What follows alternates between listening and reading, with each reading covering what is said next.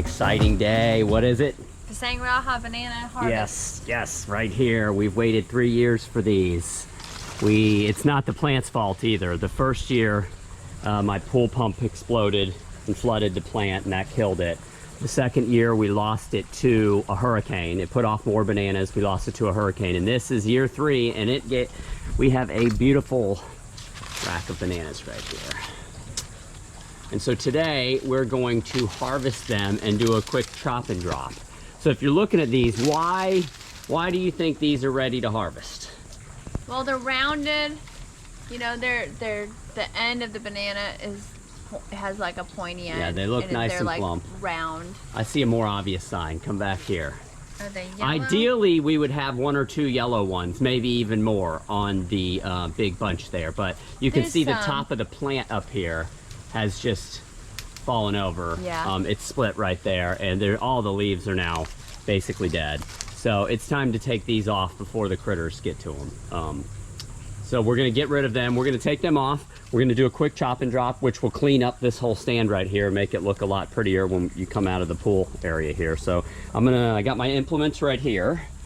We're gonna use this folding camp saw to saw the bottom of the plant and to saw off the bunch of bananas. It's really best to have something with like a tooth. Yeah, serrated. Yeah. Yeah, serrated. And then we have my just standard machete here to actually chop up the plant. So into pieces for the chop and drop. Yeah. And I got to be careful, guys. It's only been about a week and a half since I chopped the top of my thumb off with the machete. I got it sewn back on, and it looks like it's doing good, right? Yeah. Yeah. So, but I'm going to be more careful this time. So here, I'm going to hand you the camera, and I think maybe you got to go over there because I'm going to have to step up here. Let me have that saw that you got. This little camp saw is great for actually cutting the bunch off too. I think it's Teddy's. I'll hold this down so you can reach it. Here we go. All right.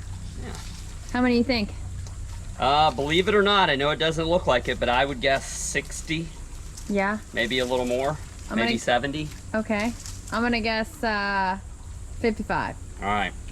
We'll put it down below, y'all, what it is. So I'm gonna put this. You can see that the stem drips for a little bit after you cut them. It's dripping up here too. Yeah. I'm just gonna set this down so it doesn't. This stuff it's dripping to is real gooey. Yeah, like it'll stain your counters. Yeah, if you bring it inside, I don't know if it'll stain them, but it will. Not stain them, but you're gonna need some hot water and a scrub pad to get this off. Or a razor blade. Yeah. Oh yeah, that's right, because it dried like hard. Yeah. All right, so now we'll do a quick chop and drop. I'm gonna use this right here. If you're not familiar with what a chop and drop is, we're just gonna take this old plant right here, cut it into pieces, and put it at the base of the 2 nice pups that have shot up so they can get all the nutrients that's left over. Because this is basically like, I mean, what, you think 80% water? I mean, at least. And we don't put the leaves on because I'll go through which parts are gonna. This saw is great.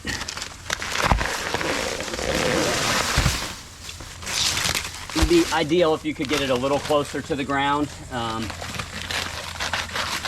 This is all right.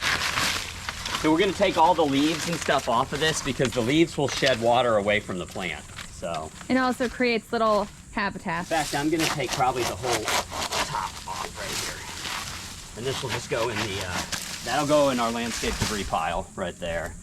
And then we'll peel some of this stuff off. You can see look how watery it is in here. See that? Mm-hmm. So we'll peel some of this, I don't want to say woodier stuff, but dried stuff off maybe. Yeah. See all the water shooting out of it? Yeah. You can eat the center stalk. Yeah, hard to palm. I might cut a little more of this off to about right here. Put that in the landscape debris pile. Now you need your machete. I think I can use my machete. Where's it at? It's right there. Where's the machete at? So I'm gonna be a little more careful.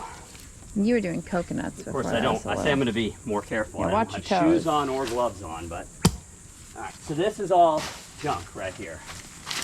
Come through and clean that up. You know, put it out by the road. We'll do a quick chop and drop on this. Chop it into sections.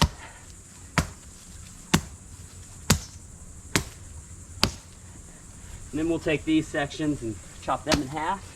I think the more you chop it up, probably the better. But I don't know. I think that doing it in half is good. And then you can see here, even the halves, you know, this is the juicy part right here. Yeah. Look at that. You So wanna- we'll put them down like this. And it actually kind of helps to keep weeds down too. Oh, definitely. So, pull out some of this stuff. Make it look pretty. So we'll just scatter them around the base like this. Another one here.